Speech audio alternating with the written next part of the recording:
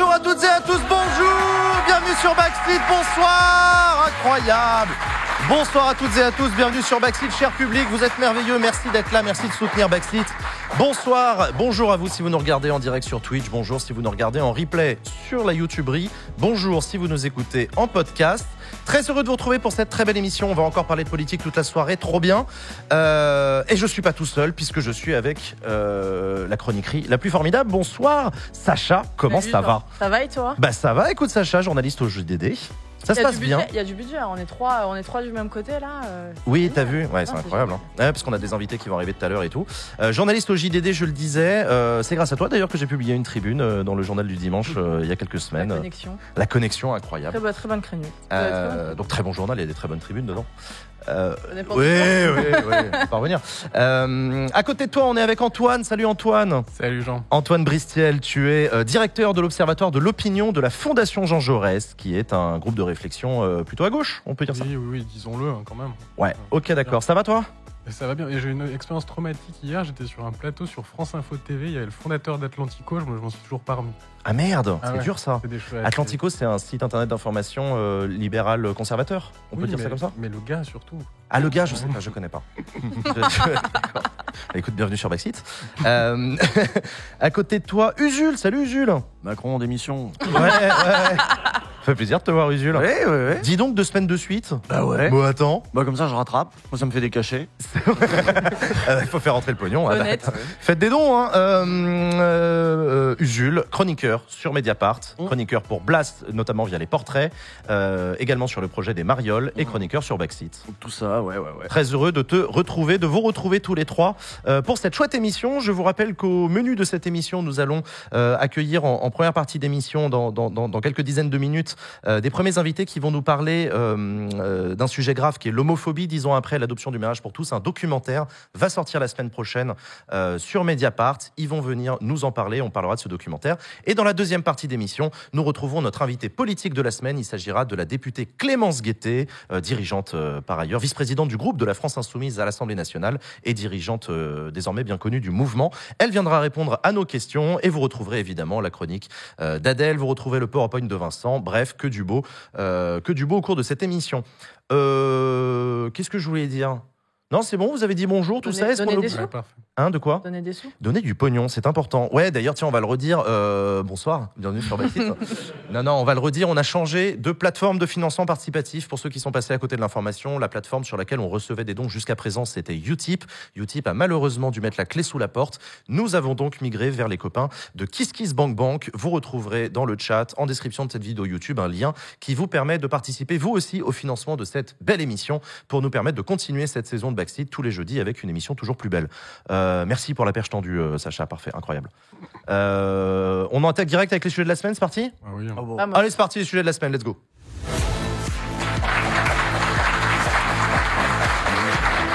Alors, dans l'actualité, cette semaine, nouvelle journée de... C'est toujours le jeudi, hein. J'ai l'impression que l'intersyndicale, ils font exprès que c'est le jour de Backstreet pour qu'on puisse en débriefer sur le plateau, j'ai l'impression. Évidemment. Nouvelle journée de mobilisation nationale contre la réforme des retraites. 400 000 manifestants à Paris selon les syndicats, 1 million en France selon la CGT, 380 000 selon le ministère de l'Intérieur. Des manifestants, dont je le disais, partout en France. Et ce matin, on a vu des images du Conseil constitutionnel qui était... qui avait une opération... Ah, ça t'a choqué, ça. Ah, bon, on va en parler. On a des images, je crois, du Conseil constitutionnel. Non, on n'a pas d'image. Eh ben, imaginez. On n'a pas d'image. Imaginez le Conseil constitutionnel bloqué. Non, il y a eu une petite opération par quelques militants de blocage revendiqué comme tel du Conseil constitutionnel à Paris, alors que nous attendons demain la décision du Conseil constitutionnel sur la réforme des retraites. Et effectivement, au réveil, moi, j'ai vu ça, j'ai fait... Bah non. T'as tweeté dans ton lit, t'as même pas encore mis tes lunettes, t'as fait qu'est-ce qu'ils font, c'est n'importe quoi. Tu sais, c'est les tweets du matin, ceux qu'il faut pas faire. Et moi, je le sais qu'il faut pas que je tweete le matin. Là, j'ai tweeté ce matin et j'ai dit non, non, on fait pas un recours pour ensuite bloquer non. Et c'était pas vraiment bloqué, il y avait des poubelles, c'était pour faire style on est là. C'était quoi. symbolique, voilà. C'était mignon. On peut lui dire qu'ils sont bourgeois ou pas ? Oh, le sauce DM, oh là là. Non, mais attends, excusez-moi, le symbole qui consiste, même rien que symboliquement, blocage d'une juridiction dont on attend une décision, je trouve pas ça ouf. Et je trouvais pas ça ouf quand c'était les syndicats de policiers qui le faisaient au tribunal de Bobigny pour se plaindre des magistrats qui étaient trop à gauche selon eux. Je trouve ça pas ouf quand c'est des militants de gauche qui le font sur un conseil constitutionnel. Critiquable au demeurant, mais à tous les étages. Maintenant, il y a les flics. Tu préfères les flics? Non, je préfère pas les Des flics. rangées de flics devant. Non, putain, c'est vrai que l'image est dingue. Hein, les quantités de casques de CRS là devant le. Non, je sais pas. Est-ce que la fin justifie les moyens? Voilà. Première. Usul, bah vas-y, on va régler nos comptes. Usul. Est-ce qu'il faut bloquer le Conseil constitutionnel? Mais il est pas bloqué. Il y a des poubelles devant, c'est tout. Et les gens qui sont là, ouais, pour un peu mettre la pression, pour dire, on rappelle qu'on est là, rien de bien méchant. Voilà, c'est politique, c'est un geste politique. Laurent Fabius, il a pu rentrer, je pense. Je pense qu'il n'était pas au bureau, surtout je pense que la décision a été prise il y a 5 jours et qu'ils l'annonceront demain. Oui, conférence de presse à 17h40. Yes. Apparemment, c'est la première fois qu'ils font une conférence de presse. Il va falloir expliquer leur truc. C'est vrai que d'habitude, les décisions du Conseil. Ils font très rarement de conférences de presse. Voilà, sont rendues par écrit. Ça circule sans qu'ils aient à s'expliquer vraiment. Enfin, c'est justifié par écrit. Mais il n'y a pas de blabla et de conférences de presse. Ça veut carrément dire que les journalistes vont pouvoir poser des questions, non? Oui, bien sûr. Mais, enfin, moi, les seules conférences de presse du Conseil constitutionnel, en général, c'est quand il y a une élection le lendemain. Ils lisent les résultats, c'est chiant à mourir, il ne se passe rien, merci, au revoir. Et là, effectivement, le Conseil constitutionnel fait une conférence. Je ne sais pas si je pourrais la streamer, je ne pense pas. Putain, j'ai jamais fait ça, moi, stream du Conseil constitutionnel. Incroyable, on innove. On verra si je fais ça demain. Mais Conseil constitutionnel, donc, qui va rendre sa décision, on n'en attend pas, quand je dis on, le mouvement contre la réforme des retraites, on n'attend pas grand-chose de cette décision, puisque, a priori, il n'y a pas grand-chose de contraire à la Constitution dans le fait de reporter l'âge légal de départ à la retraite. Ça a déjà été fait par le passé en France, c'est un pouvoir de l'État, via la Constitution, via le financement de la sécurité sociale. C'est pas en soi contraire à la Constitution. Il y a en revanche une attente, mais qui... plus une attente qui excite les blocs de constitutionnalistes en ce moment, sur y aura-t-il une innovation jurisprudentielle sur la méthode qui est celle qu'a suivi le gouvernement pour obtenir cette réforme. Ils ont fait un usage d'outils constitutionnels, certes, mais en ont-ils fait un usage constitutionnel ? Là est la question que vont devoir traiter les sages de Montpensier, de la rue de Montpensier, dont on attend la réponse pour demain. Est-ce que vous pensez qu'on est à la veille d'une annonce rocambolesque où le Conseil constitutionnel censure la réforme des retraites? Annonce rocambolesque et Conseil constitutionnel, c'est quand même deux choses. Ils ont fait des trucs ouf par le passé quand même. Hein. Ouais. Ils ont censuré la CNIL, Adopi, la loi Adopi par exemple. Non, il y a eu. À l'époque c'était Debré, il foutait le bordel, mais un vrai quand il s'y met, le Conseil constitutionnel, il peut faire des conneries, mais enfin des conneries, je veux dire, innover. Oui. La décision, elle est pas seulement juridique. Il y a quelque chose de politique. Derrière, ils prennent une responsabilité aussi, quoi.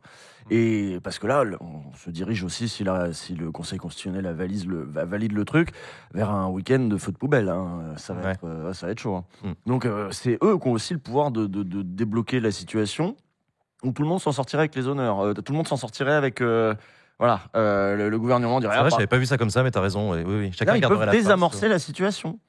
Mais c'est pas son rôle, le Conseil constitutionnel. C'est pas son rôle. Il l'a déjà fait par le passé, quand il valide des comptes de campagne qui sont pas du tout, viables, alors qu'en fait, il faudrait refaire l'élection si on était vraiment dans le texte. C'était pour sauver la droite à l'époque. C'était pas pour sauver la France. C'était pour sauver la droite. C'était pour sauver, je sais plus, Balladur, Chirac, je sais plus. Et voilà, ça c'était une décision politique. Oui, c'est vrai. Non, c'est vrai. Qui n'est pas censé être pour le coup.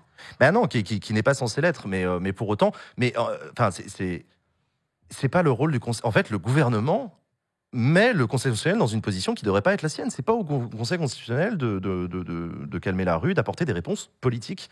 C'est ça aussi le drame, c'est qu'on se retrouve de fait à politiser le Conseil constitutionnel. Est-ce que c'est pas le dernier adulte dans la salle, hein, qui va dire Je déconne, mais ouais. Non, mais c'est vrai. C'est vrai, mais on a déjà vu le Conseil d'État censurer des arrêtés d'interdiction de manifester, par exemple, récemment. Donc non, c'est intéressant.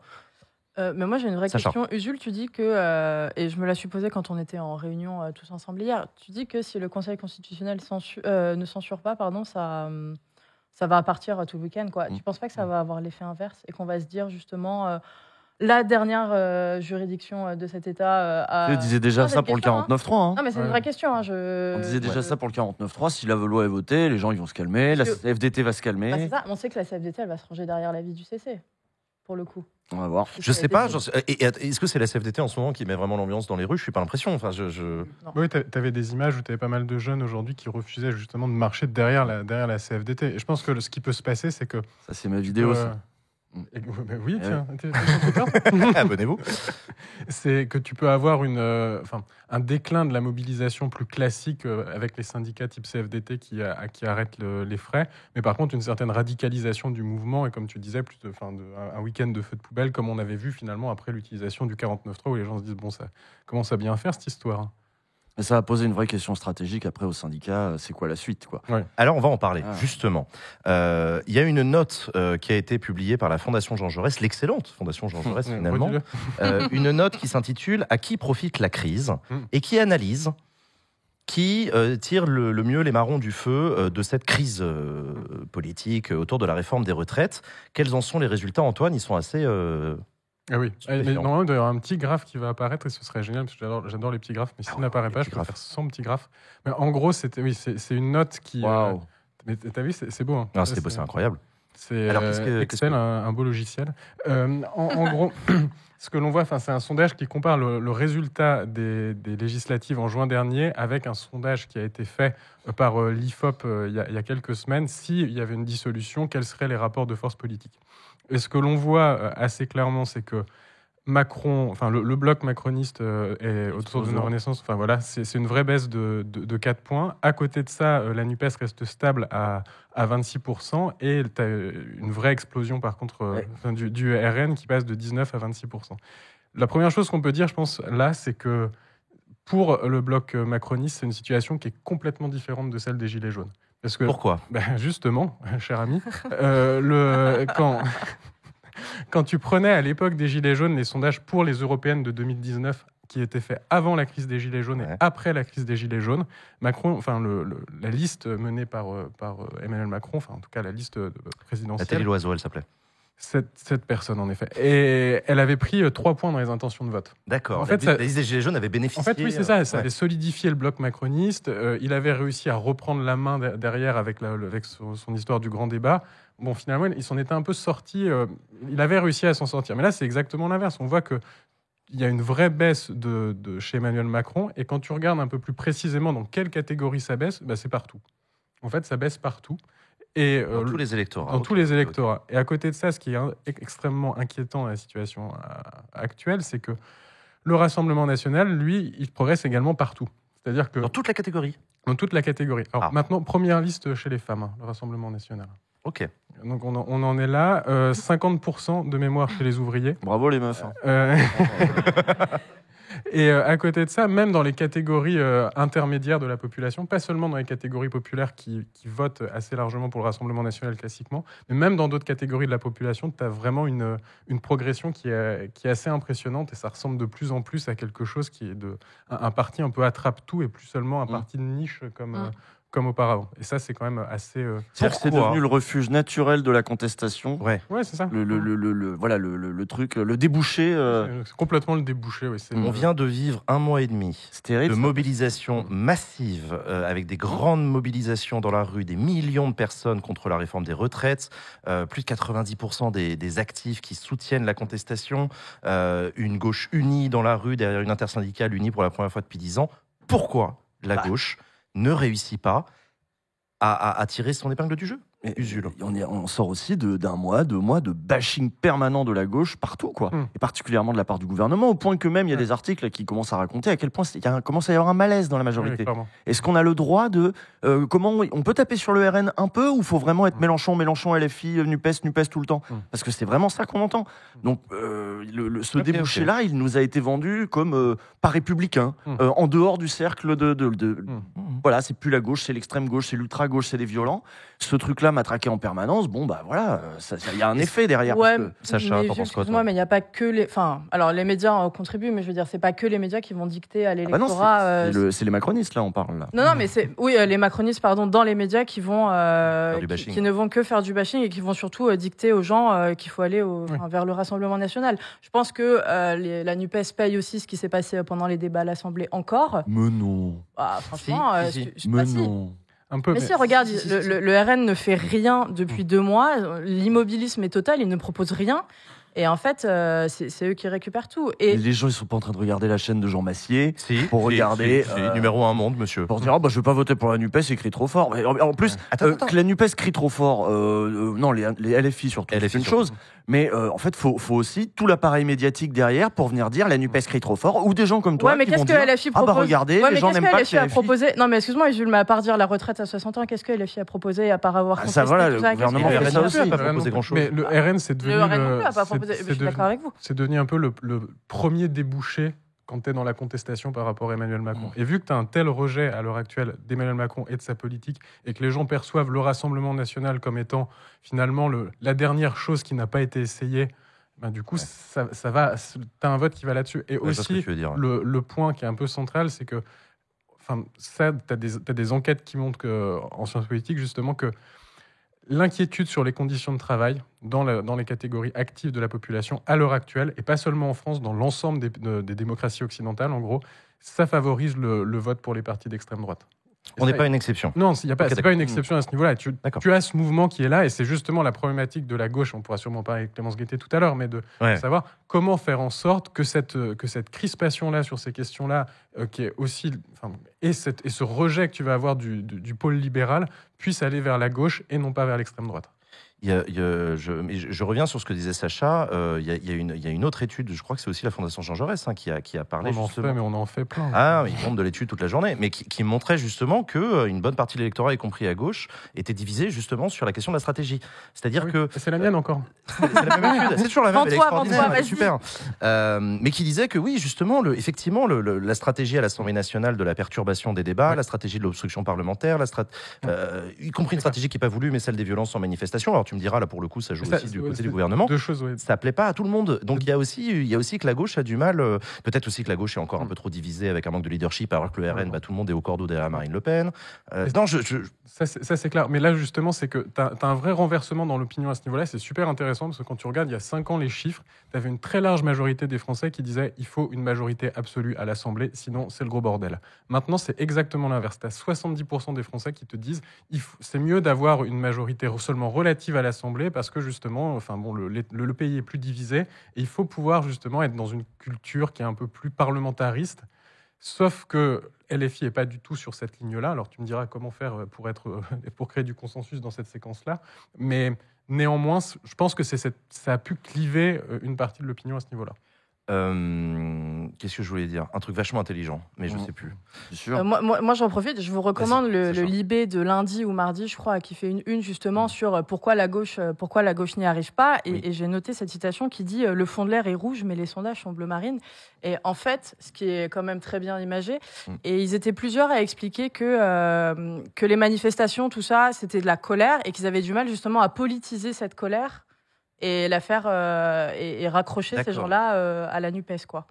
Je reviens aussi sur les difficultés qu'a la NUPES à transformer l'essai politiquement de cette contestation de la réforme des retraites. On a vécu aussi le week-end dernier le congrès du Parti communiste, l'une des composantes de la NUPES, qui a vu je dois sourire, Jules. Ça arrive. Le Parti communiste français, donc, qui a renouvelé triomphalement le premier secrétaire, Fabien Roussel, malgré son très faible score à l'élection présidentielle, à peine 2,5%. Fabien Roussel, qui, je le rappelle, avait été élu à la tête du PCF en 2018, où il avait réussi, chose très rare au Parti communiste, à faire basculer la direction sortante pour avoir une nouvelle ligne au sein du Parti communiste, une ligne d'autonomisation et de réaffirmation d'une identité communiste avec un candidat pas aligné derrière Jean-Luc Mélenchon, etc. Et on a vu par la suite, et on a analysé 1000 fois sur ce plateau, la stratégie de Roussel qui consiste à avoir une voix discordante dans la NUPES, dans la gauche, pour dire les choses différemment, pour faire une campagne présidentielle très identifiée autour de lui, de thématiques de droite. Très différentes. On s'en moquait volontiers autour du barbecue, etc. Mais toujours est-il que, semble-t-il, les militants communistes, en tout cas ceux qui sont encore là, ont validé cette ligne à 80% triomphe pour Fabien Roussel. Je pense que les Républicains devraient étudier sérieusement sa candidature pour 2027. La candidature de Fabien Roussel. De Fabien Roussel, exactement. Ce serait intéressant.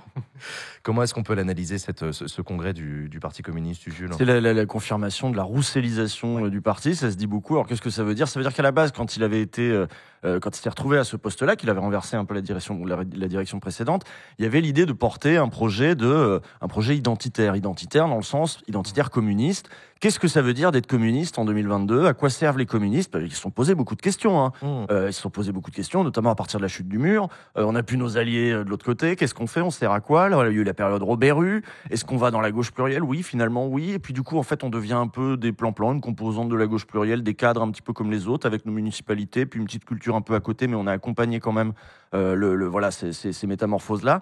Et puis au bout d'un moment, il y a eu Mélenchon. Et là, ils sont en train de se dire, bon, maintenant, on veut se réaffirmer. Enfin, c'était il y a déjà quelques années. Là, on veut se réaffirmer. Le Parti communiste doit être le parti des communistes. Et Roussel est allé un petit peu au-delà de son mandat. Ouais. Parce que on lui avait pas demandé de parler de saucisses à ce point. Non, vraiment. On lui avait pas demandé de parler d'être ambigu sur l'immigration. On lui avait pas demandé ça, mais ça a été confirmé. Mais il y a eu beaucoup de départs. Il y a eu beaucoup de départs. Il y a eu une hémorragie militante, notamment des jeunes. Notamment les jeunes qui ont rejoint la France Insoumise. Voilà.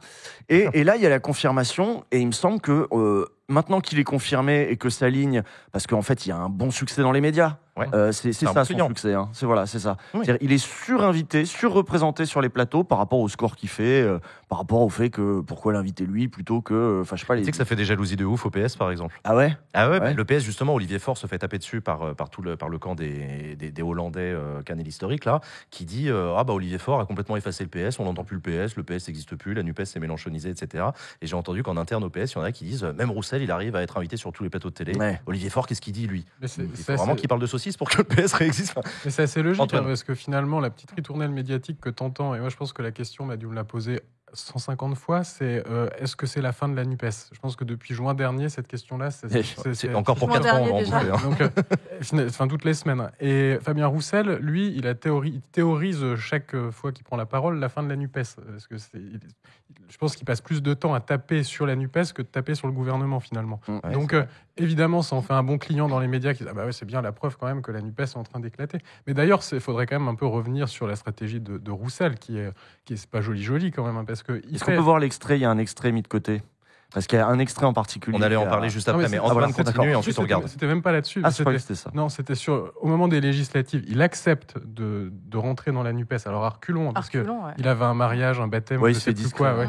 Mais en tout cas, pas sur la photo. À l'époque, c'était parce qu'il sentait bien que s'il rentrait pas dans la Nupes, il aurait des candidats Nupes contre lui au moment des législatives. C'était vraiment la fin du PC, ouais. Et là, ça allait être compliqué parce que quand même l'intérêt principal des communistes, c'est de garder les différentes positions qu'ils ont dans les leur municipalité, leurs députés, etc.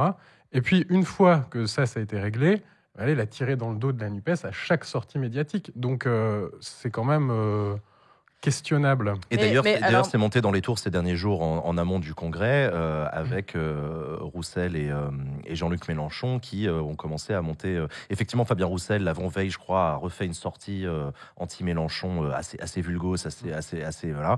Moi, je me souviens, ce jour-là, dans le chat, plein de gens me disaient alors, qu'est-ce que tu as à dire là-dessus ? Je leur disais, on est juste à 2 jours d'un congrès, les gars. C'est normal. À 2 jours d'un congrès, tu sors les muscles, tu dis aux militants, on est ensemble et tout. C'est normal. D'ailleurs, les Insoumis l'avaient très bien compris. Ils ont dit, on répond pas. On répond pas. Il veut gagner son congrès, il va le gagner, etc. Bon, ça s'est quand même fini avec un tweet de Jean-Luc Mélenchon hyper vénère contre Roussel. Voilà. Ça va être le matin. Sacha, du coup, non, j'allais dire, la stratégie de Roussel, elle n'est pas totalement inefficace. Alors, c'est un sondage et ça vaut ce que ça vaut, mais l'IFOP sort ce matin un sondage pour Paris Première, dans lequel il est dit que parmi les personnalités les plus aptes à rassembler la gauche, tu as d'abord Jean-Luc Mélenchon, ensuite tu as Fabien Roussel, tu déconnes. Et après tu as Ruffin. À combien Roussel ? Tu as Roussel à 49%. Et c'est le numéro 1 parmi tous les Français. Mais alors, ça, pour vous donner Parmi tous les Français, pardon, je veux dire que c'est pas les gens de gauche. Mais même... Non, mais je veux dire... Non, remarque, t'as raison. Alors, la première, c'était par les gens de gauche. La première, c'était parti les sympathisants de gauche. Et pour la totalité des Français, c'est le premier, pour le coup. Ah, voilà. Ah. Oui, d'accord, oui, je vois. Mais ça, c'est lié. Antoine. Ça a été assez démontré, justement, que les enquêtes de personnalité, c'est lié à un facteur, la présence médiatique. Oui. Voilà. Ah oui. C'est pas du tout des Uniquement la présence ou la perception ?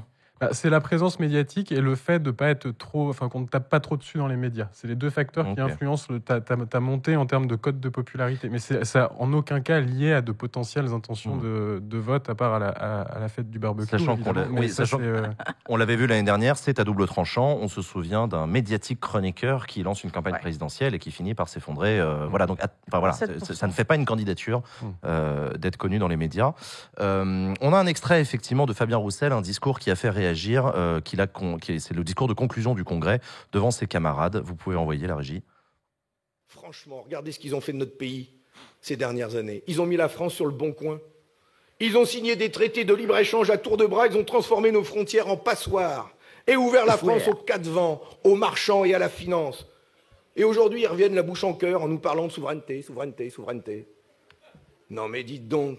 C'est le grand déménagement industriel. Ils ont laissé filer nos usines, notre industrie. Et ils viennent nous parler de souveraineté. Le grand déménagement aussi. Il y a des dog whistles bizarres. Mais du coup, c'est pour ça que je voulais qu'on le diffuse, parce que j'ai vu que ça avait fait beaucoup réagir. Est-ce que ça résume le roussellisme ? Je sais pas, mais c'est effectivement deux expressions. Alors, non, mais parce qu'il y a une séquence. Vas-y, frontière passoire, on sait que c'est un élément de langage vraiment extrême droite. Quand tu dis frontière passoire. Dans le contexte. Le contexte, c'est pour ça que j'ai mis le contexte. Du coup, tout le monde a dit oui, mais en fait, du coup, il parle de la finance. Bah oui. Donc, il parle de la circulation des biens et des marchandises, et pas des personnes et des capitaux, pas des personnes. Ce qu'il a dit lui-même, ouais. Voilà, sauf le lendemain, chez Apolline de Malherbe. Il a ressorti la. Est-ce qu'il faut être plus dur ? Du coup, faut être plus dur avec les migrants aux frontières, je sais pas quoi. Il a fait oui.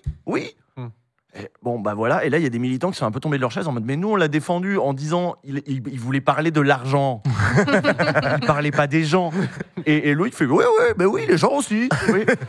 Et il y a des gens qui sont en train de se dire merde, ça va un cran trop loin là, le délire. Il a vu déjà deux trois petites paroles sympathiques sur Darmanin il y a quelques temps aussi, donc c'est quand même pas non plus son coup d'essai. Il essaye de parler à une catégorie de la population qui pense avoir des valeurs sociales mais des valeurs plus autoritaires sur les questions culturelles. Il essaye de faire de ça son fonds de commerce. Est-ce qu'on ne retrouve pas un peu de François Ruffin ? C'est un peu du valsisme. Non, c'est pas un peu du Ruffin ? Non. Rappelle-toi, on l'avait reçu sur le plateau, on a eu cet échange avec lui où il reconnaissait mais Ruffin, il part pas dans les délires. Non, il part pas dans les délires, mais il reconnaît que il y a toute une partie de l'électorat, notamment de tous ces territoires désindustrialisés, etc., qui se reconnaît dans un discours. Les fâchés, pas fachos. Ouais, mais là où il est en train d'essayer de récupérer ces gens-là qui ne votent plus LFI non plus. Là où il se trompe, c'est que pour faire ce qu'il croit devoir faire, comme ce qu'avait théorisé Laurent Bouvet sur l'insécurité culturelle, ce truc, voilà. Pour faire ça, en fait, il va épouser élégamment toutes les obsessions bourgeoises de ses amis du printemps républicain, et qui sont des obsessions bourgeoises. L'obsession de la laïcité, les trucs qui vont plaire à Clavreul, Finkielkraut et les autres. Et lui, il se dit, ça c'est ma voix. Il a reçu Caroline Fourest, il en fait des caisses là-dessus. Il est pote avec Cazeneuve. Enfin, il a commencé à parler avec Cazeneuve, apparemment. Oui. Ça, on va en parler avec Clémence Guettet. Faut-il discuter avec Bernard Cazeneuve ? Mais ça, c'est des obsessions de bourgeois de salon. Les gens chez eux, ils pensent pas à, oh mon Dieu, la laïcité ou les trucs de, je sais pas, toutes les obsessions du printemps républicain, quoi. Les décoloniaux, machin, les gens, ils en voient pas dans leur vie des décoloniaux. Mais ça, c'est les obsessions de plateau et de bourgeois. Et il est complètement rentré là-dedans. Et là, il fait complètement fausse route s'il croit que ça a mobilisé les classes populaires. De toute façon, au résultat, ça a été son score à la présidentielle. Oui, c'est génial, tout le monde l'aime bien, personne vote pour lui. Oui, non, c'est ça. Mais par contre, les bourgeois l'aiment bien. Et les gens sur les plateaux, ils sont contents de le recevoir parce que lui, il donne exactement le discours bourgeois. Il le donne. Ce qui est ironique pour un premier secrétaire du Parti communiste. Et ce qui est ironique pour quelqu'un qui croit que là, il va parler aux classes populaires. Ah ouais, en leur parlant comme Raphaël Enthoven.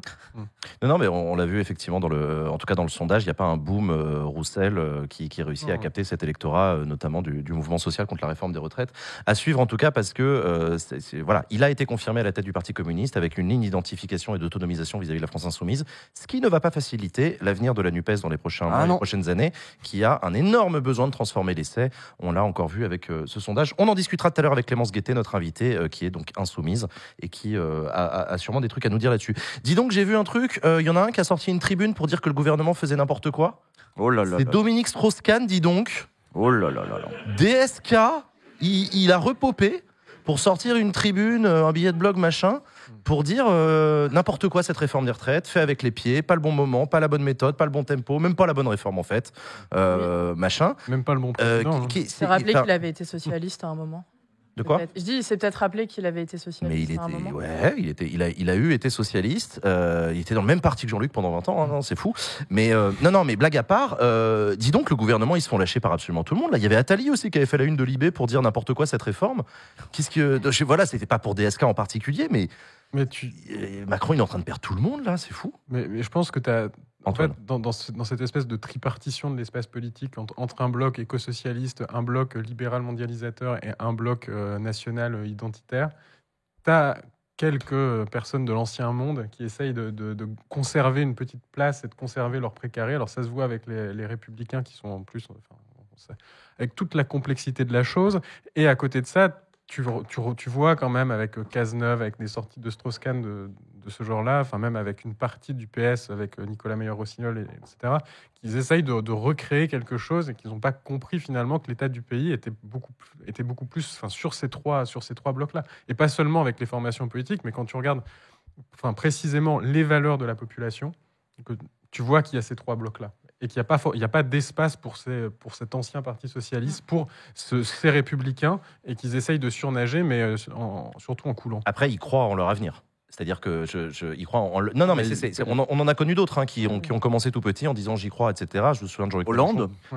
Hollande, par exemple, commence à 5%, qui finit président de la République, mais dans genre remontada, celle-là, elle était belle. En parlant d'espace politique, Jean-Luc Mélenchon, en 2008, qui quitte le Parti Socialiste. 4 ans plus tard, c'est François Hollande qui est élu. Tout le monde dit Mélenchon, il est mort. Oui. Regardez, voilà, le grincheux, il a tout perdu. Morale de l'histoire, aujourd'hui, c'est le patron de la gauche.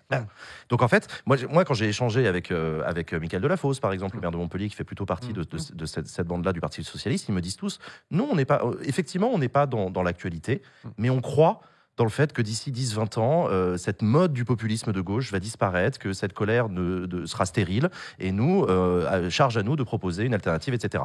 Je ne défends pas, je dis juste qu'ils croient en leur avenir. C'est beau. Ah, mais je pense qu'ils y croient. Ouais. La politique est faite de convictions, de gens qui y croient. Et moi, je postule la sincérité des non, mais bien sûr. Mais tu vois, le truc aussi, c'est que la gauche est quand même assez transformée. Tu disais populisme de gauche.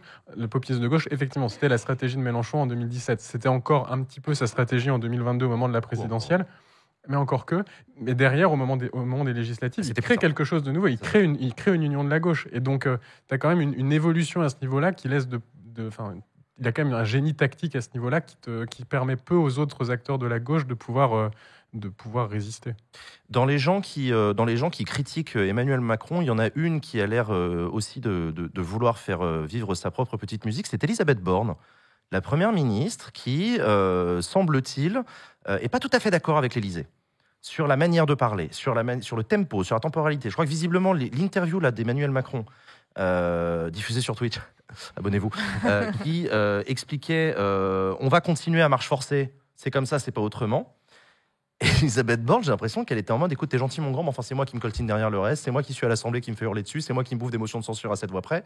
Donc en fait, on va se détendre, on va plutôt accepter cette logique de main tendue, de berger, de dire alors peut-être pas une pause sur la réforme, mais en tout cas laissons les gens sortir avec les honneurs quand même d'un combat pas facile, etc. Enfin, j'ai l'impression que même reposer. Ouais, on va un peu se détendre là. Là, le coup de la marche forcée, je te jure que non, on va pas. Non, là il y a pas. Je le sens. Personne va forcer personne, tu vas te détendre.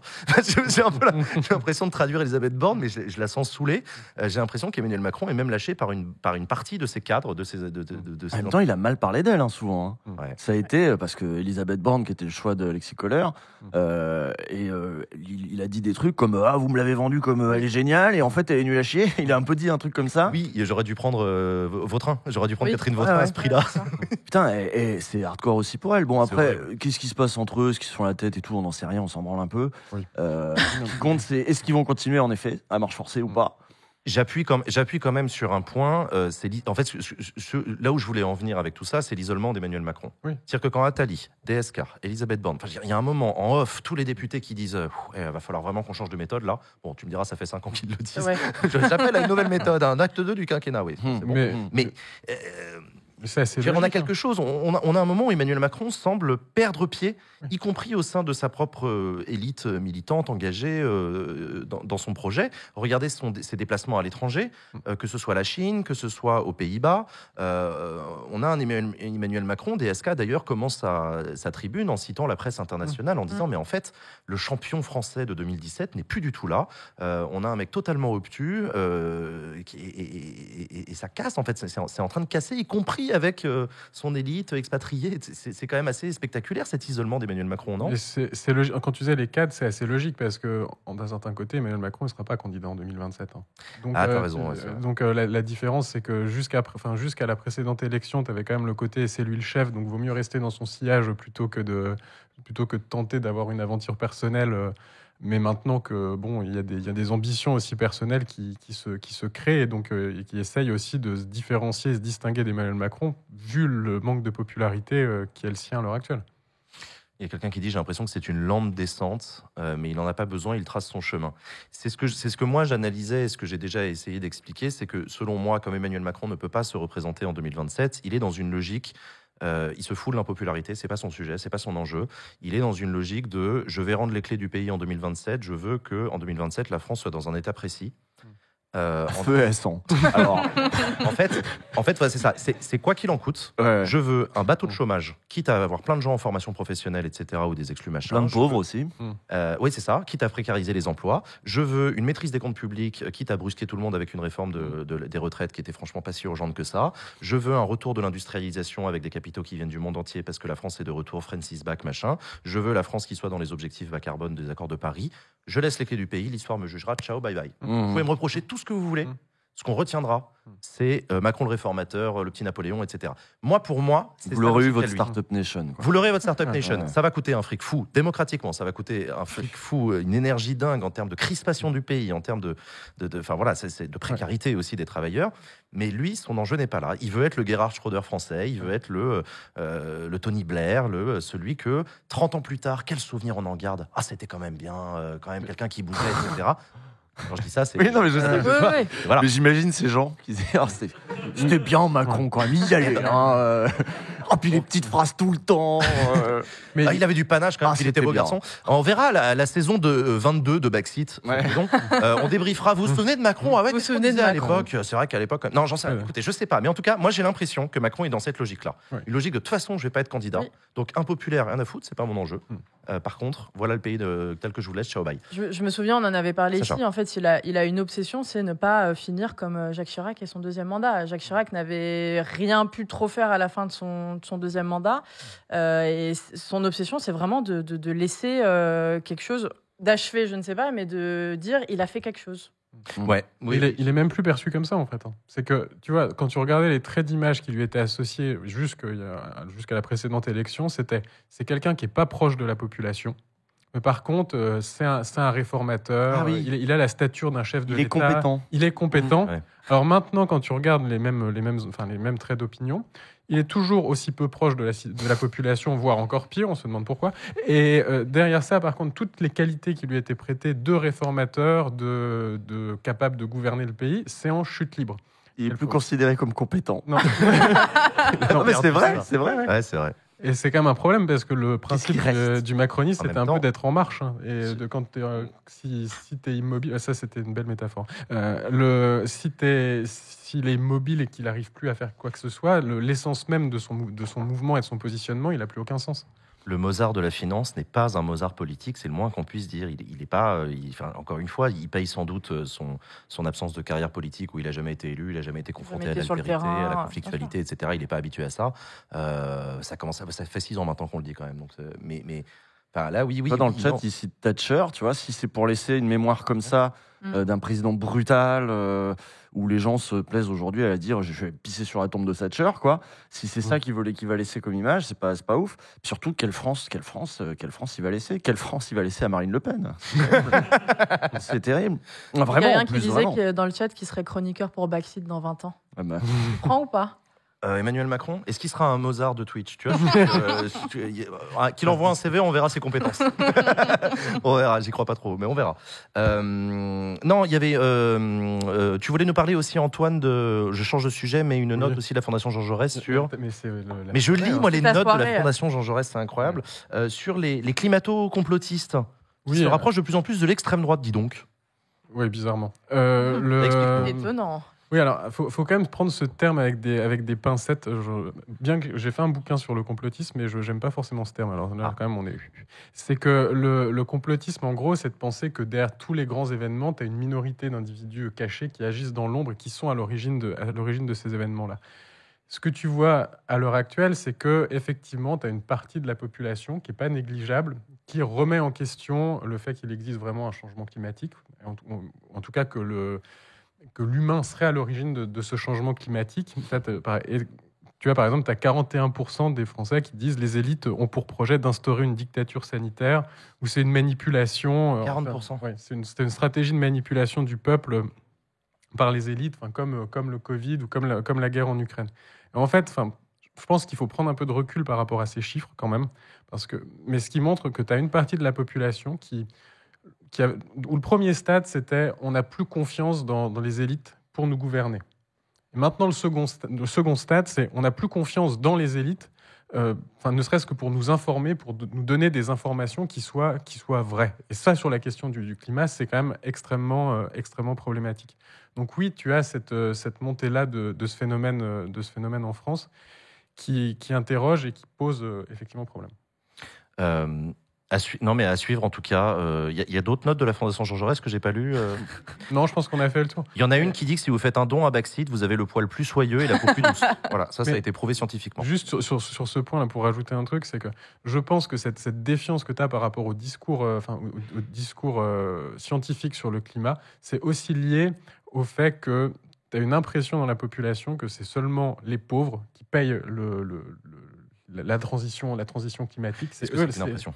Non, complètement. Mais tu as ça qui est en jeu. Et à côté de ça, quand tu vois, si tu reprends par exemple l'exemple des jets privés, ou quand la conférence de presse où le journaliste demande à Galtier, à Mbappé, oui, est-ce que vous allez prendre le bus plutôt que de prendre l'avion, et que l'autre nous sort, non, ça va être, on va pas y aller en char à voile quand même. Enfin, ça crée une impression de déconnexion, et que finalement les gens à qui on demande de baisser le chauffage pour répondre aux problèmes, ils sont un peu pris pour des cons. Et de changer de bagnole, etc. Pour le dire plus clairement.